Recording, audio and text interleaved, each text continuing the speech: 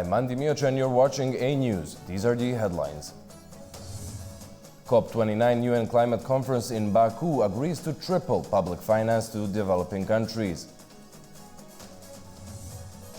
Gunman shot dead, 3 policemen injured in shooting near Israeli embassy in Jordan. Thousands of people march in Paris calling for justice and an end to violence against women. In Paris at the weekend, demanding. Thanks for tuning in. After marathon talks here in Baku at the United Nations Climate Conference, countries made a $1 trillion deal on climate finance in the early hours of Sunday. The developing countries are set to receive $300 billion per year by 2035 to help them fight impacts of climate change and shift to a greener energy system. As a result of the United Nations' largest climate summit, COP29 in Baku, Azerbaijan, countries agreed to a $300 billion annual climate finance target to support poorer nations. The deal replaces the previous $100 billion a year commitment made in 2009, which was met in 2022 and expires next year. This hard-fought agreement is part of a broader $1.3 trillion commitment by 2035, aiming to help developing countries adapt to climate impacts and accelerate their shift to renewable energy. The new funding is expected to come mainly from wealthier nations. Delegates also agreed on rules for a UN-backed global carbon market. The market will allow countries to trade carbon credits, unlocking investments in clean energy and reforestation projects. All come forward. To enable action, we finally established the framework for high-integrity carbon markets with Article 6. We are now ready to start approving projects. This market will unlock trillions and save us billions. They will help channel resources to the developing world. And they will reduce the cost of implementing our climate plans. On social media, the UN Secretary-General Antonio Guterres welcomed the deal as a necessary step to keep global warming within the 1.5 degrees Celsius limit. He urged governments to honour this agreement in full and with urgency. The COP Executive Secretary had a similar message. It has been a difficult journey, but we've delivered a deal.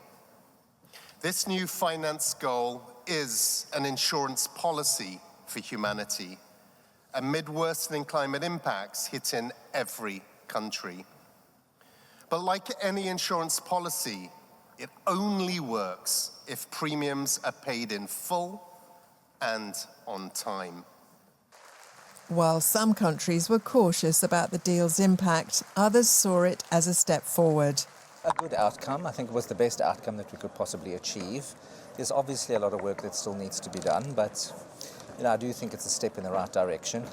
British Energy Secretary Ed Miliband highlighted its importance for global energy transitions. I'm very pleased that we've got this deal through. It's the right thing for Britain. It's the right thing for speeding up the clean energy transition, which is good for Britain and it will help protect us against climate change, and that's the right thing to do. The message from many leaders was clear. The real challenge lies in turning these promises into action. They say countries must honour the deal in full and on time to maintain trust and momentum in the global fight against climate change. I declare the 29th session of the COP, 19th session of the CMP and 6th session of the CMA closed.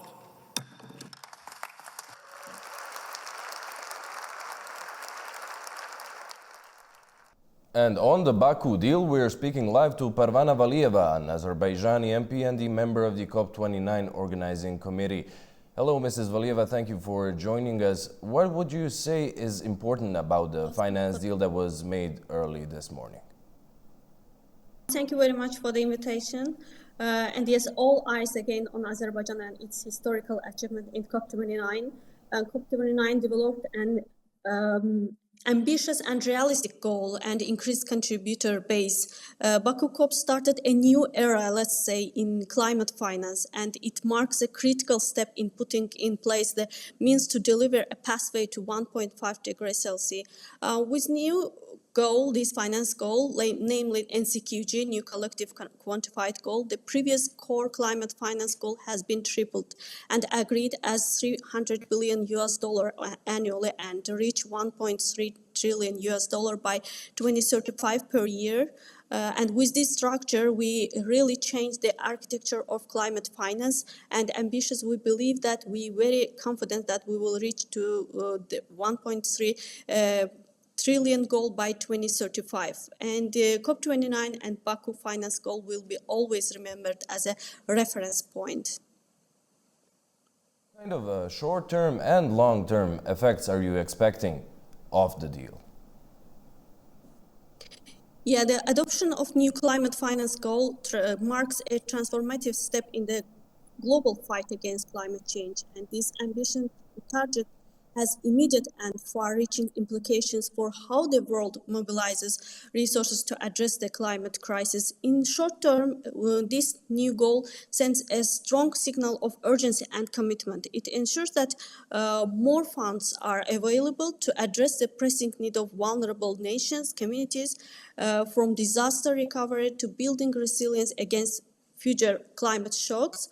And also in short term, developed countries however, face increased pressure to deliver on their financial commitments, necessary adjustment in their budgetary priorities. Meanwhile, this higher target is expected to attract greater participation from also private sector, leveraging public funding to unlock significant private investments.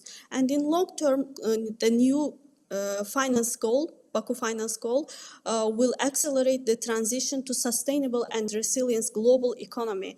Increased financial flows will also drive widespread adoption of renewable energy, sustainable agriculture, and climate-resilient infrastructure by 2030. The higher financial target also has a potential to reshape global finance systems, embedding climate considerations into economic strategies and fostering innovation through private sector partnerships. What steps are going to be taken to ensure that the agreed financing goes smoothly? Yeah, well, it's a very good question because already we have new finance goal, but we should also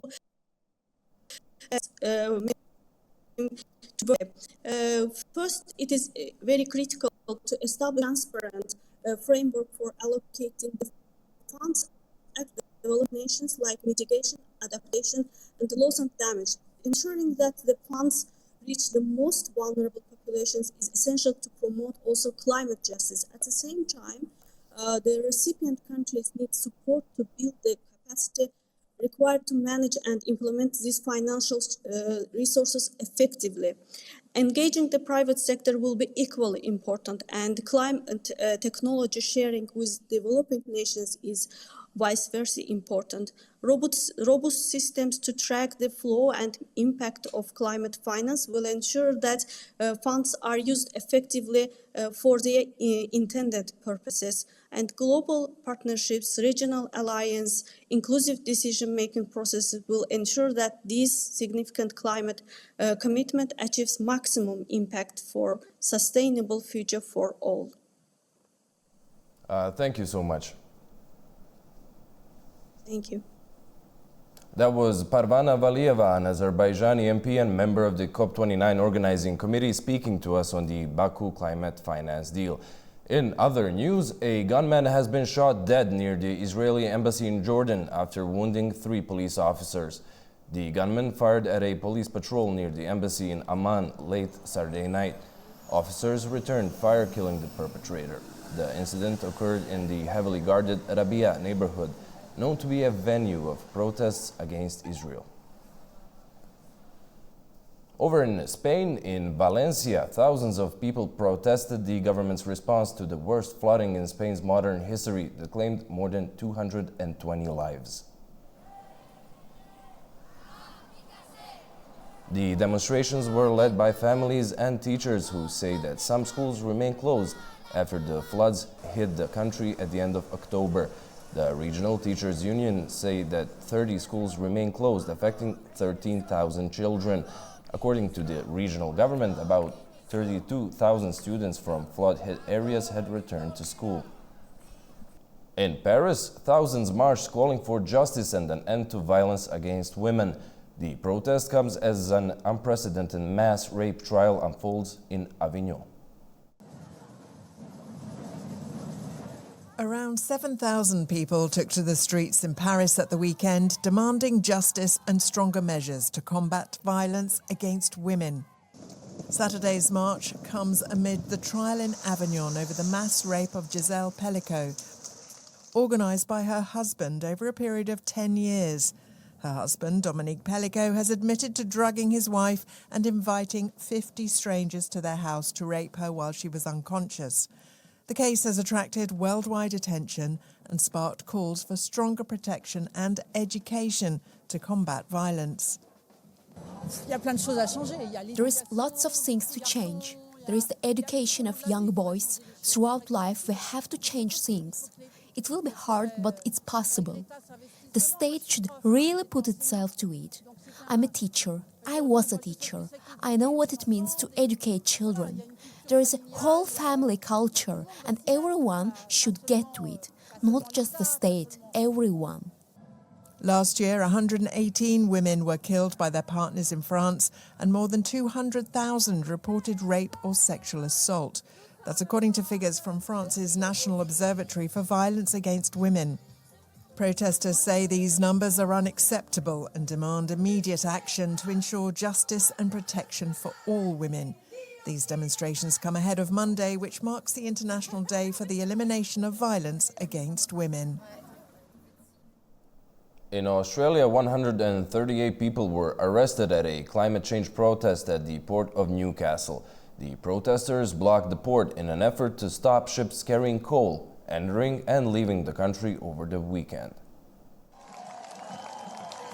Hundreds of protesters and police took to the sea on Friday at the port of Newcastle in Australia. Demonstrators were raising their concerns over climate change at the country's largest terminal for coal exports.